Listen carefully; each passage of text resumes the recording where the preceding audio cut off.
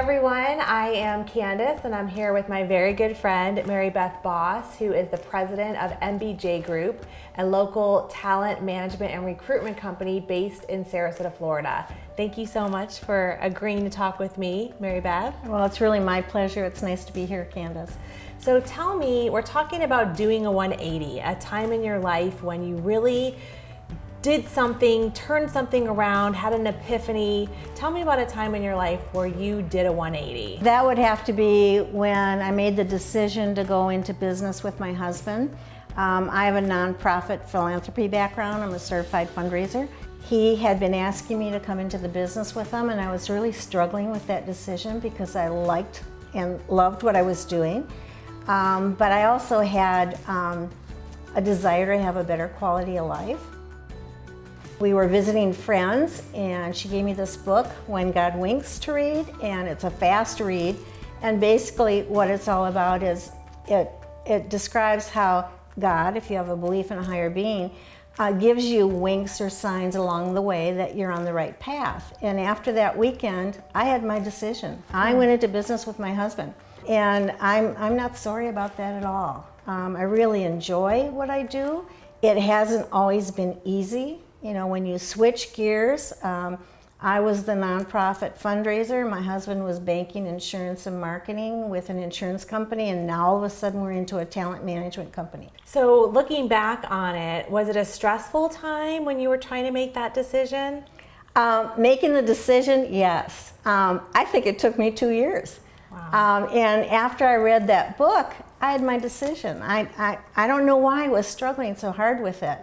But I think in our community, when you put a consultant hat on, often people, when they're fundraising for an organization and they leave that organization, then they become a consultant. So I think for a lot of people, they think, are they in it for the long haul? And you really have to start all over. You're establishing credibility and reputation. And so it's each thing that you do creates that credibility for you.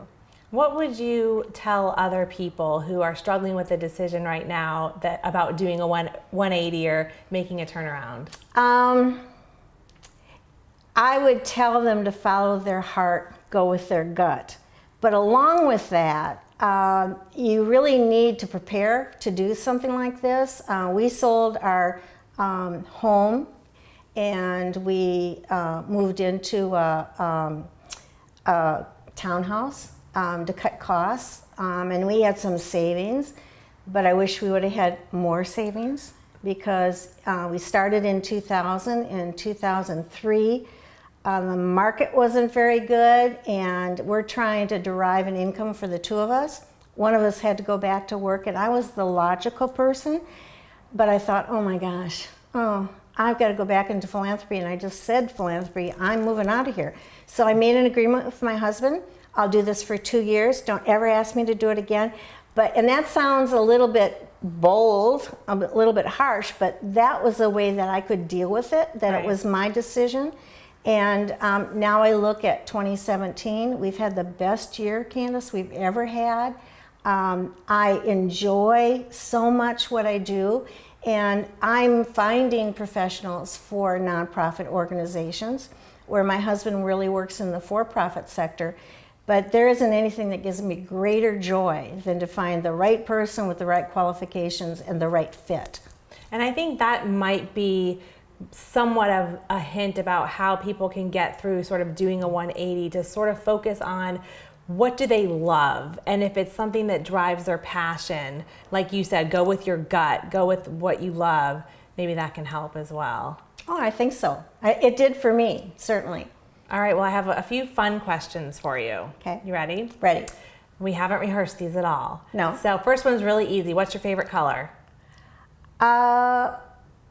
I probably could tell you black, but you'd kill me. I do like blue, royal blue I like, but I wear a lot of black.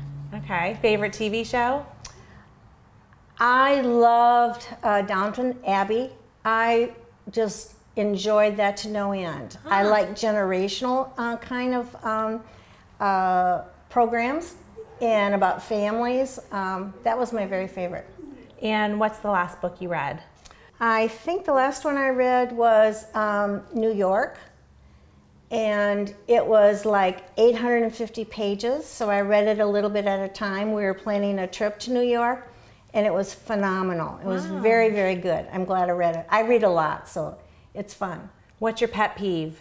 I think when people don't acknowledge their employees, employees want to be respected and valued, and it's so simple but so important. So there are organizations that I'm involved in, and I would want to pass that on. The most important part of your business are your employees, and you need to value them. What inspires you? Oh my goodness, what inspires me? Well, I certainly have a belief in God.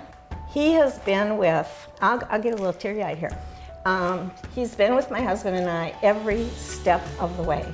And I really do believe that when you're doing something, he's already figured out what you should be doing. But I go to church on Sunday, that inspires me. Awesome. Well, thank you so much for sharing. And we hope that Mary Beth's story inspired you as well. Thanks for watching.